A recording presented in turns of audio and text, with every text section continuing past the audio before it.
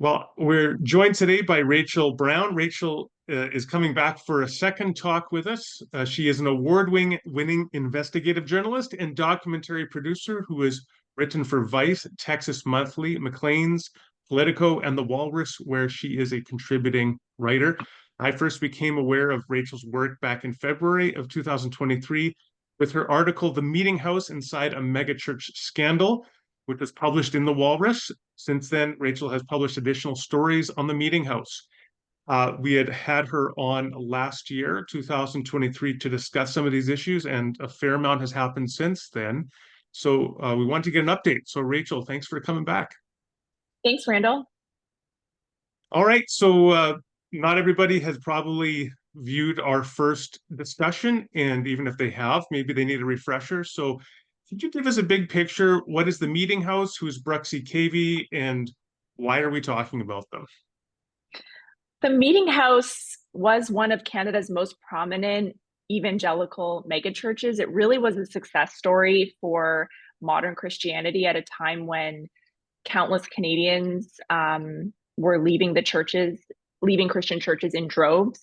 The Meeting House started more than 25 years ago in Oakville, Ontario, just outside of Toronto. And by the early 2000s, it had really become this extremely popular, extremely lively and vibrant megachurch led by Bruxy Cavey, who had joined the church as its lead teaching pastor in 1997.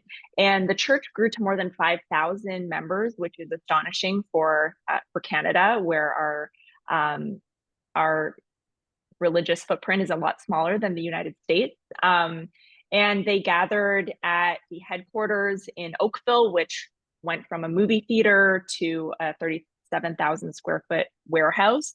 And it also had at its peak 19 satellite locations. So there were sometimes movie theaters across Ontario and other large venues.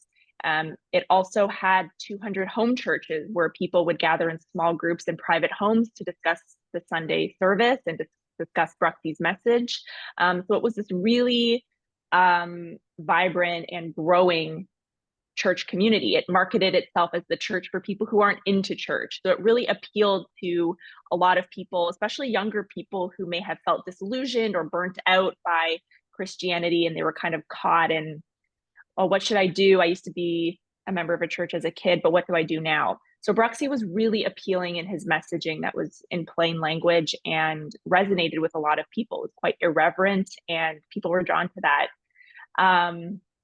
And at the end of 2021, allegations of sexual abuse and misconduct began to emerge against Bruxy Cavey, much to the shock of the community, myself included. And since then, he resigned. There were criminal charges laid against Bruxy Cavey, and the whole church was thrown into turmoil. And it became yet another cautionary tale for what happens when you build a church around one person, one man. Part of what was discovered here was that it wasn't just Bruxy. There were some additional problems within the church. Yes. So after allegations came about against Bruxy Cavey, others were leveled by current and former parishioners against other senior church leadership. Tim Day. There were other people involved, and other men who were involved in the worship group. And so the accusations varied from harassment to misconduct and abuse and so forth. And at the same time, because there was a process for people to write into the church, there was a victim advocate who was hired. Historic cases began to reemerge as well. So there, in the mid 2000s, were two youth pastors at the church who were actually charged and convicted of sexual assault and exploitation against minor girls who attended the church's youth group. So those were brought forward again, and a lot of people pointed to sort of a historic pattern of problems and abuse at the church. Okay, so that kind of brings us up to speed where we were last year when we talked. The biggest question, perhaps, at that time was what's going to become of these charges, legal criminal charges against Bruxy. So what did become of them? Yeah, so there was, just to lay it out, there was the first sexual assault charge that was laid pertaining to one woman who we talked about last time. And as that was working its way through the system, it was December 2023. Two more sexual assault charges were laid against Bruxy Cavey in a separate case involving a separate person. So by the time the summer of this year rolls around, the time limit for which a criminal trial needed to take place for our laws and regulations in this country had long passed in the first sexual assault case. And so when that time runs out, there are various court delays, there's COVID delays. The nature of this case was very complicated. And so there were delays for a whole host of reasons. So by the time the summer and spring comes around, Bruxy Cavey's legal team filed a motion, what's called an 11B application, for the case to be thrown out because it had overextended. It had gone beyond the time limits that are in place for criminal trials to be heard in this country. So in the end, in the summer, the judge in the case decided that he agreed with Bruxy Cavey's legal argument, and therefore the first sexual assault charge was stayed. And so that was out of the way. There was no longer a criminal charge in that first case brought before Bruxy Cavey. And interestingly, a few weeks later, those two remaining sexual assault charges in the second case were then withdrawn by the prosecutor, by the Crown, due to a lack of evidence. So there was a pretty swift proceeding where the prosecutor said and told the court, we don't have enough evidence to proceed with this. And Bruxy Cavey actually entered into a peace bond in that case. So basically, he had to sign a document. There's no criminal charges, no criminal record. But for the next 12 months, he has to agree to keep the peace and be of good behavior and not to contact the person who was the complainant in that case. So as of today, there are no charges of sexual assault, no criminal charges being pursued against Bruxy Cavey. Is it fair to say that that is a vindication of him? It's not a vindication. It's a situation where neither side, neither he nor the complainant or complainants in either case, have had an opportunity to have their day in court, to have their stories and their experiences discussed. And so it really is sort of an unfortunate situation all around. There's no justice that really has been served for anyone here. At the end of the day, no one sort of gets the closure that would come with, or maybe come with, a full-fledged criminal trial. Speaking of closure, what happened to the meeting house? Meanwhile, this was a very intense summer for this whole story, with both of these cases being dealt with. And at the same time, in June, the meeting house, which had gone for years, ever since the scandal broke, had lost members, lost finances, been in turmoil at the top levels. People left the church, locations closed. In June, they announced that they were unable to get abuse liability insurance. So the broader context there is that some of the now women who were girls at the time of the cases involving the youth pastors, they were the victims in the sexual assault and exploitation cases. They launched civil lawsuits against the church, multi-million-dollar civil lawsuits. And so come June, the church says we're no longer able to get abuse liability insurance. So we're going to have to pause in-person gatherings. We're going to do live streams and that sort of thing. But there's going to be a month-long pause where we kind of see what we can do.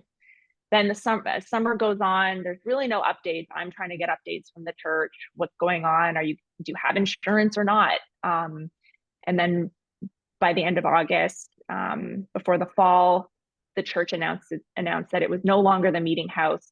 They were going to be sort of a loose community underneath the Be in Christ umbrella. But the meeting house, as we know it, is no longer no longer a thing. Really interesting. I bet a lot of people didn't realize that churches need to carry something like liability insurance, but it's no different, of course, than driving a car. If you can't pay for the insurance for liability in case you injure or kill somebody, you can't drive. And really, it's not that any different for a church. So this is an added level of risk that I think a lot of people don't realize churches have to be mindful of. Yes, yes. And it's, look, they could have ostensibly operated, right? They wouldn't have been breaking any laws if they were to continue functioning and holding in-person services, but it would have been a huge financial risk, right? They wouldn't have the insurance to cover any sort of Yeah, future case brought against them. So yeah. What happens to the resources, the building and property owned by the meeting house? that's a good question. As far as I understand, even throughout this entire process, even during the pause, that big warehouse that the meeting house has in Oakville could still be rented out to third parties. So people, corporate entities wanting to host events, anyone can rent out that warehouse for events and gatherings and that sort of thing. So as far as I understand, they're still able to rent that out, and they still do so. But the church community, as far as I understand, has really dispersed. There's some churches there's one in Ancaster that used to be one of its satellite locations. It's basically become its own church on its own. It's called Common Ground Church. They've changed their name entirely. So depending on where you were, at which group you belong to under the Meeting House umbrella, you may sort of be your own entity now, or you may have been folded into another church, that sort of thing. You mentioned earlier that Canada has a much smaller religious footprint than the US. It's fair to say that the rise and fall of the meeting house hasn't done Christianity any favors in terms of its public relations in Canada. I'm just speculating here. Maybe. I think the unfortunate reality is that this is just yet another example of a fall of a mega church. When people Yeah, hear that there's accusations of wrongdoing, of assault, of misconduct at a church, whether it's a mega church or not, people aren't surprised because yeah. it's so common actually to hear of these types of issues. Um, so I think for a lot of people who had seen this church as a beacon of hope for the future of modern Christianity in Canada, it's very unfortunate. It's also even more unfortunate that it's not surprising. So I don't, given all of that, I don't think it's been this sort of big dent in the reputation of Christianity in this country. But nonetheless, it's still it's upsetting and it's still disappointing when you hear about cases like this, whether it's a church or whether it's a school, whether it's a government institution. It's very disappointing and upsetting.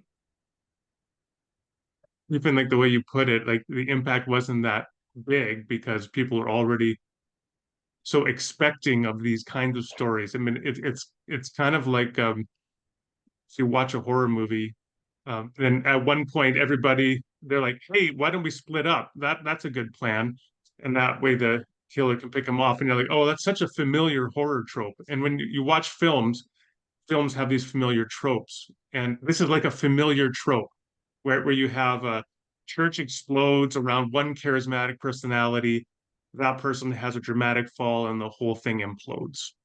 So yeah, it's sadly very familiar. What kind of lessons do you have any lessons or final word that you'd want to give us from your experience in researching the meeting house? I do think it's been extremely interesting and revealing to talk about the rise and fall of the meeting house with people who used to attend the church and kind of still wish that it was in its previous formation. I think what's very important to recognize is that people